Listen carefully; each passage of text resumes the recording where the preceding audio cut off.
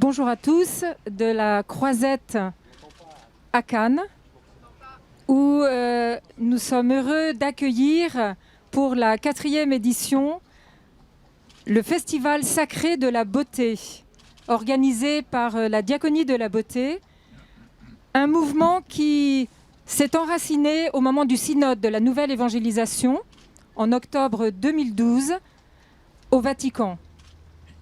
Cette année, c'est un grand honneur pour fêter les 70 ans du Festival du film d'accueillir Monseigneur Dario Vigano, préfet et chargé du service de la communication du Saint-Père, le pape François, qui est venu accompagné du grand réalisateur Wim Wenders, que tout le monde connaît. Et ils sont arrivés hier tous les deux. Ils repartent ce soir tous les deux. Et nous avons voulu créer une table ronde, une rencontre autour de la spiritualité et de l'art et du monde du cinéma. Dans le cadre du Festival sacré de la beauté, nous avons deux pôles. Un pôle à l'île de Lérins, où nous avons une session de formation avec une cinquantaine d'artistes qui viennent réfléchir avec les moines de l'abbaye pendant 3 jours. Et à Cannes, nous avons des soirées de concerts, de réflexions, où se partagent des tas de choses. Nous avons toujours des parrains et des marraines, et nous sommes heureux que notre parrain fidèle, président d'honneur, Michael Lonsdal, soit présent ici. Bonjour Michael. Bonjour. Bon anniversaire. Nous avons fêté ici hier son anniversaire, 86 ans. On peut l'applaudir. Eh oui Michael, eh oui, eh oui. Nous sommes également heureux d'accueillir Marie-Christine Barrault, notre marraine, très fidèle dans notre engagement. Donc ça n'est pas l'anniversaire. Autour de l'art et de la foi. Cette année, chaque année, nous avons une thématique. La première année, c'était l'artiste et l'image. La deuxième année, l'artiste et la voix. La troisième année, l'artiste et la miséricorde. Et cette année, notre thématique est autour du parfum. À cette occasion, nous avons trouvé une idée intéressante d'aller jusqu'à Grasse. Tout le monde sait que Grasse est la ville du parfum. Et nous sommes très heureux d'accueillir Jean-Pierre Leleu, sénateur des Alpes-Maritimes. Alors, je commencerai par poser une première question à Monseigneur Vigano. Vous arrivez de Rome, du Vatican. Vous êtes l'envoyé du pape pour venir nous donner un message fraternel autour de l'art et de la spiritualité.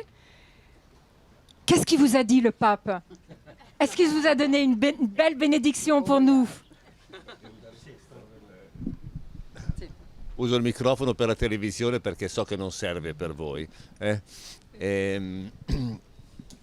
Beh, come ricordavo poco fa, il Papa a Milano ha ricordato un film di Vittorio De Sica, I bambini ci guardano, e ha raccontato come lui è molto colpito da quel cinema del dopoguerra e pensa a quel tipo di cinema che racconta l'umano, le vicende dell'umano, le passioni, i sogni, a volte le delusioni, le speranze, molte, la fatica, la tenacia, come delle catechesi di umanità. Catechesi di umanità è una scelta molto precisa perché l'umanità non è contrapposta alla spiritualità.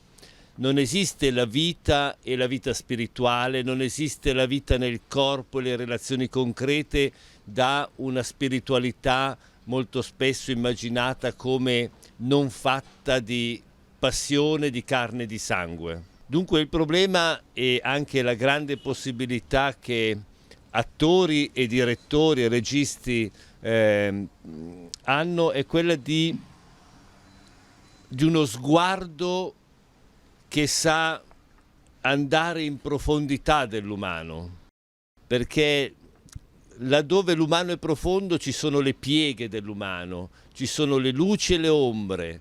E quando tu hai le luci e le ombre, la responsabilità del regista è quella di indicare che, pur essendo il male nel cuore dell'uomo, la prospettiva è la vittoria del bene. Come dice Dostoevskij, la lotta tra Dio e Satana si svolge nel cuore dell'uomo. E dunque il cinema può educare il cuore perché possa assumere il ritmo dell'amore di Dio. Ed è per questo motivo che io in questa 70ª edizione voglio dire ancora una volta che il cinema e gli uomini e le donne che fanno cinema hanno bisogno di un patrono. E io credo che patroni del cinema sono gli angeli. Sono gli angeli perché gli angeli sono fatti di luce e di movimento come il cinema. Perché gli angeli fanno la spola tra il cuore dell'uomo e l'orecchio di Dio. Ma di quali angeli parlo? Non gli angeli devozionali, non il cascame devozionale degli angeli, ma gli angeli che provengono dalla scrittura, da Dante, da Rilke. Insomma, come avete tutti capiti, sono gli angeli di Wenders nel cielo sopra Berlino. Wim, justement, comment vous accueillez toutes ces relations qu'il peut se tisser entre le Vatican et le monde du cinéma, avec votre participation, particulièrement vous qui êtes engagé, qui êtes chrétien. Nous venons d'assister à la messe, à l'église ensemble. Quel message avez-vous à nous donner? Oh là là! Oh là là! On est quand même ici au centre du cinéma pendant 10 jours et le cinéma nous parle de tant de choses. Il nous parle de la politique, des relations sociaux, écologiques, il nous parle de nos émotions, il nous parle de tout. Et les acteurs et les cinéastes essaient de trouver les images pour tout ça. Et finalement, là, on se rend compte que quelquefois, il ne s'agit pas seulement de trouver les images, mais de trouver ce qu'il y a derrière toutes ces images, derrière toute cette surface. Et Cannes nous donne cette glorieuse surface pendant 10 jours. Et on a quand même besoin de gratter cette surface et de voir ce qu'il y a derrière. Et c'est ça une des énormes capacités et fonctions du cinéma, c'est de regarder derrière. Pas tout le temps, c'est pas toujours possible.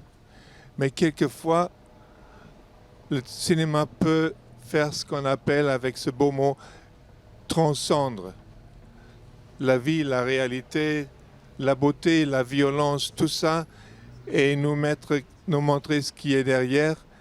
Et je crois avec la présence de Michael et tout le monde ici, et dans ce festival sacré de la beauté, on fait cet effort de soutenir tout ce qu'on peut voir derrière, et pas seulement devant, sur la surface belle ou cruelle de la vie et du cinéma.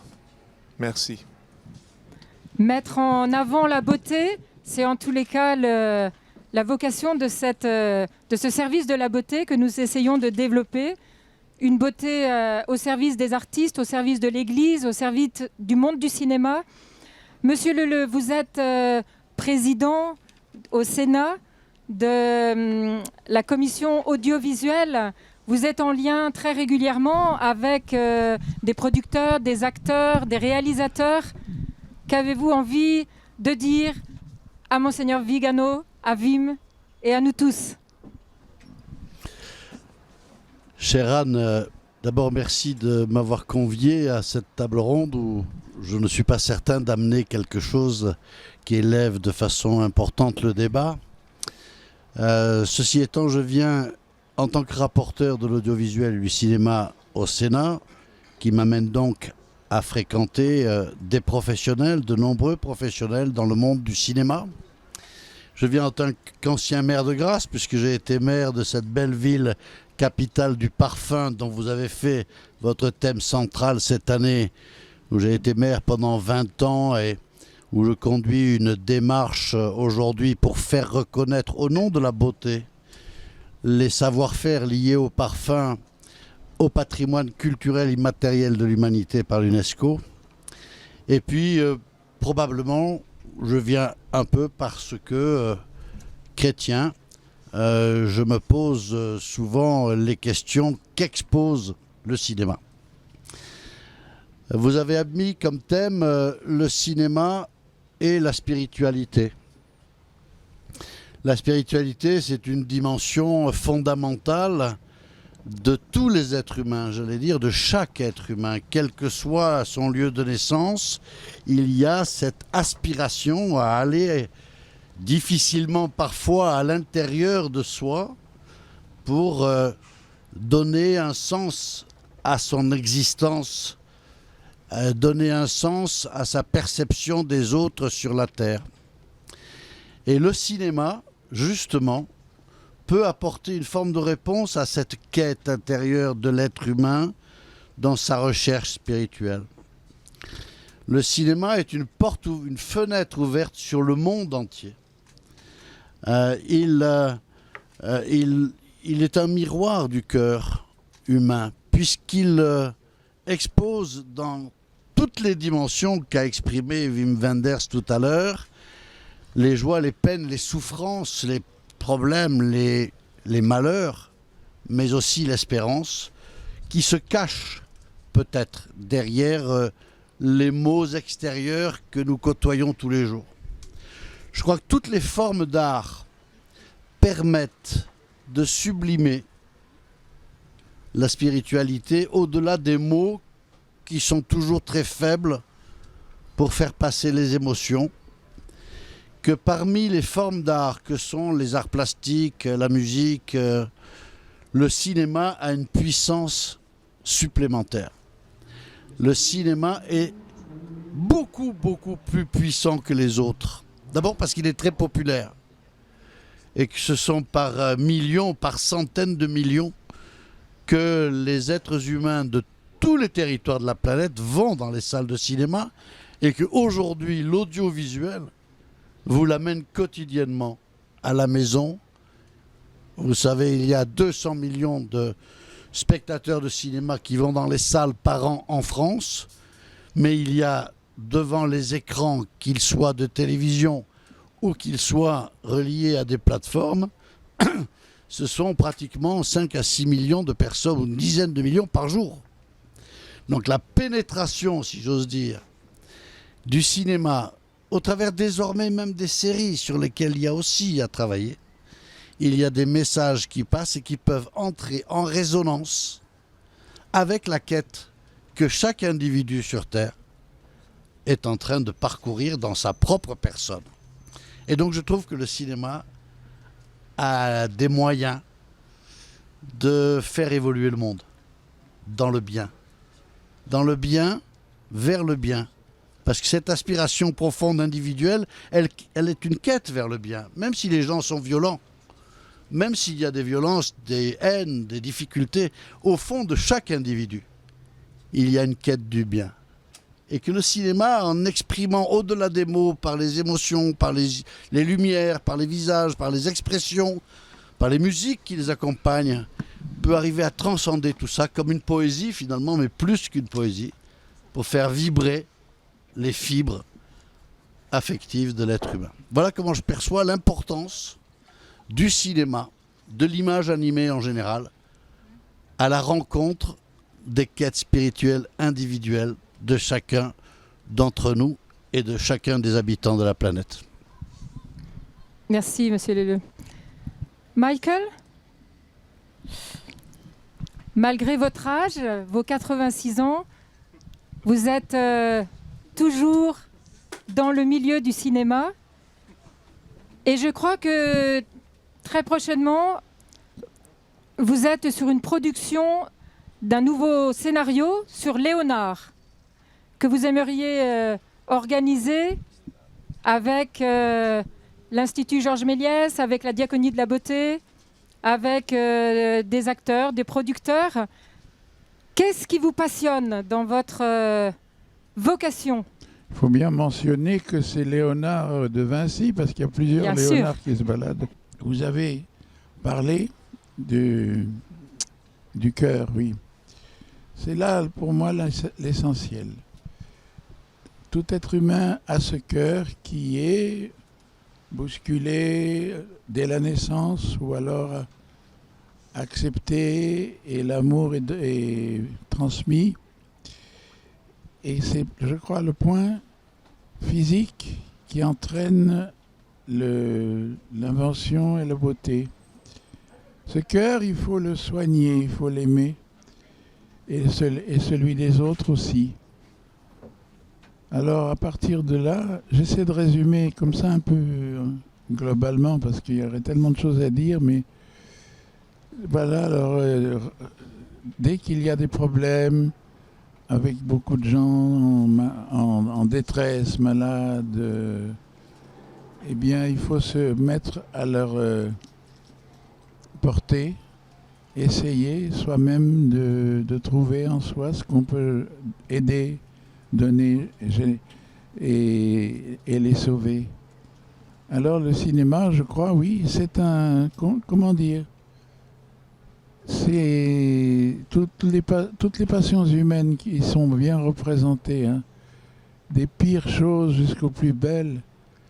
Et je sais personnellement qu'il y a des films qui m'ont tellement bouleversé, comme Les raisins de la colère de Dunsford. Je vois encore les images, et j'ai vu ce film il y a plus de 60 ans. Et il y a des films avec Dreyer aussi, La Jeanne d'Arc, tout ça. Ce sont des films inoubliables. Et puis Ordette, le magnifique film, c'est le seul film au monde où on voit quelqu'un ressusciter. Et ça, c'est très impressionnant et c'est très important. Voilà, alors, haut les cœurs. Oui, pensez à ça, que chacun a ce cœur, mais des fois il est tordu, maltraité, mais il devient méchant. Eh bien là, il faut y trouver la miséricorde et comprendre pourquoi la personne est comme ça.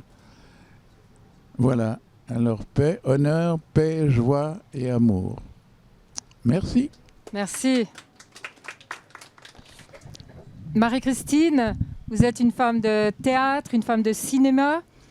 Vous venez depuis le début dans cette initiative du Festival Sacré de la Beauté pour renouer ce dialogue entre l'art et la spiritualité. Qu'est-ce qui vous ferait plaisir de nous partager comme petit message?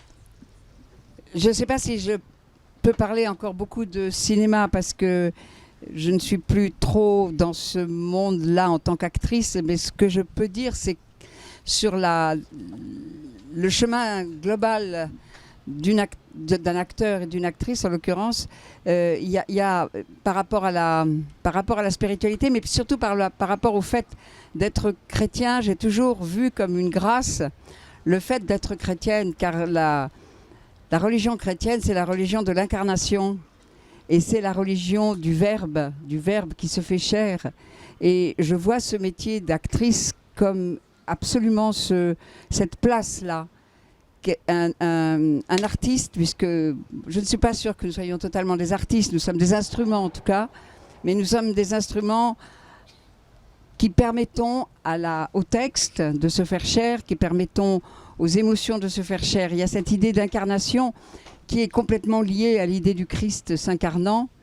Je suis heureuse d'être dans une religion, c'est un peu une question de chance aussi, hein. On peut naître, j'aurais pu naître dans le monde musulman et j'aurais une autre vision, mais dans la vision de la religion chrétienne, il y a cette idée de suivre un Dieu qui s'est incarné.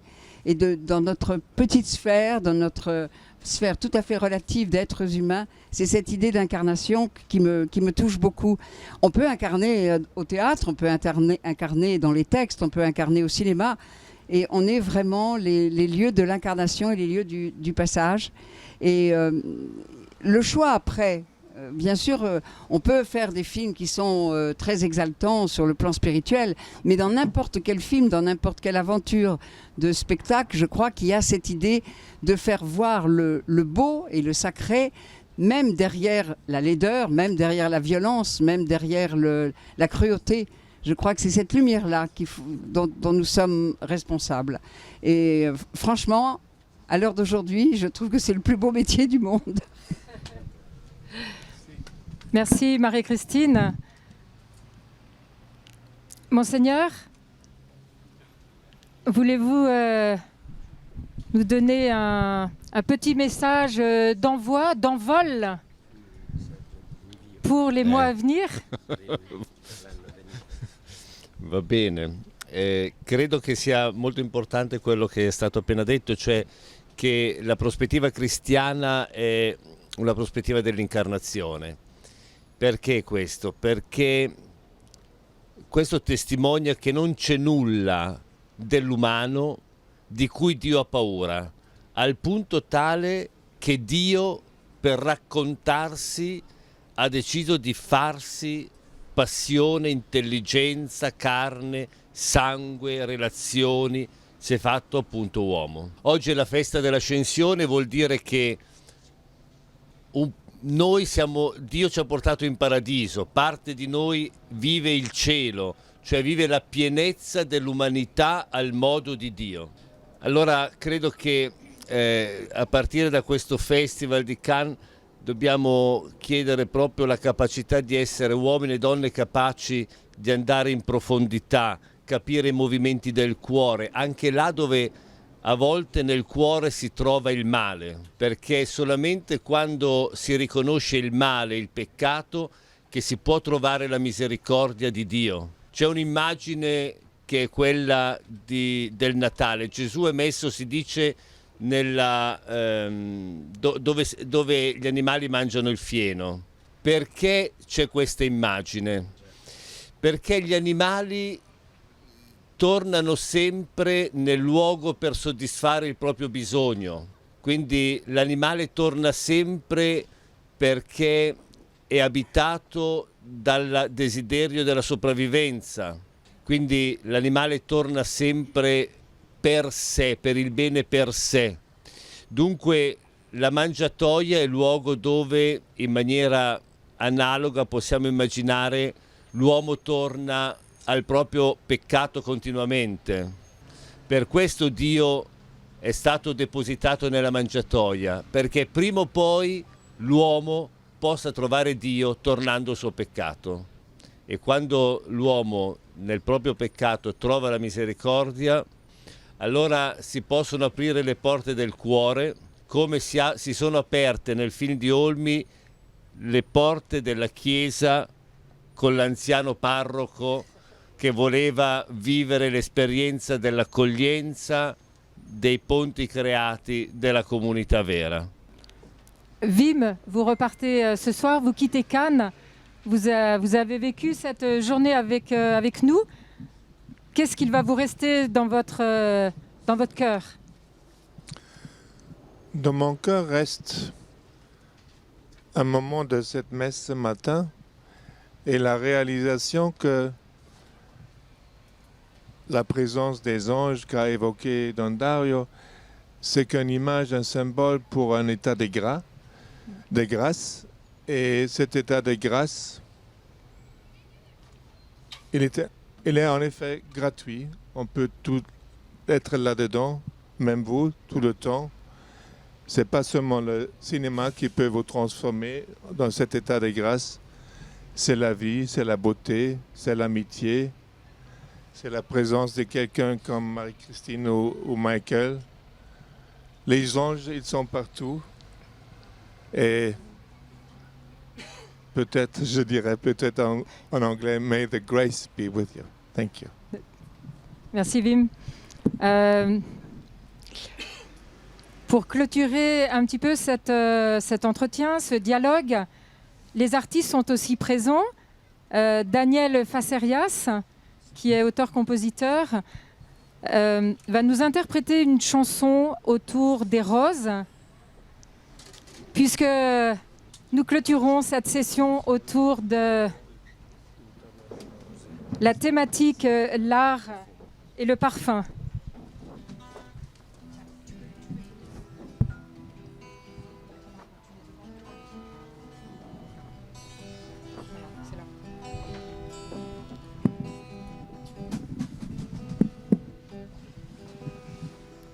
Je l'ai cueilli, dit le nomade, dans le désert quand je cherchais des traces de pas sur la rade, une étoile pour me guider. Je l'ai cueilli là sur le sable, comme j'aurais cueilli un baiser, comme les paroles de la table, comme si j'avais cueilli la paix. Une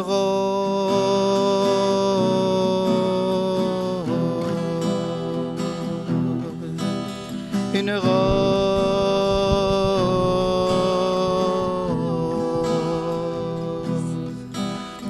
rose des sables, rose des vents, rose d'amour, une rose tout simplement.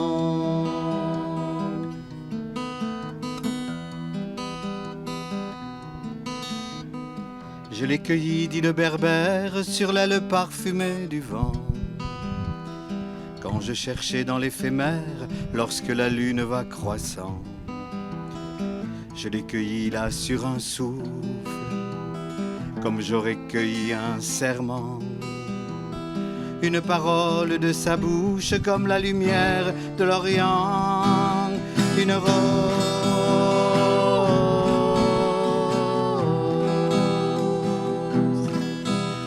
Une rose,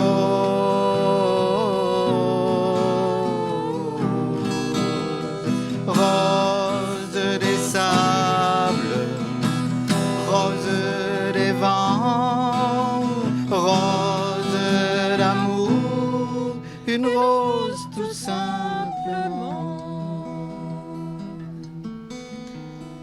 Je l'ai cueilli, dit le poète, dans les épines de mon cœur.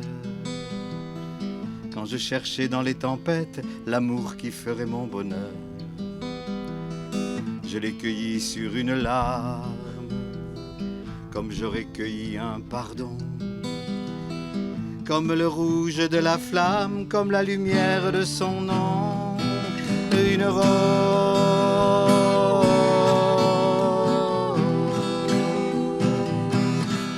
une rose.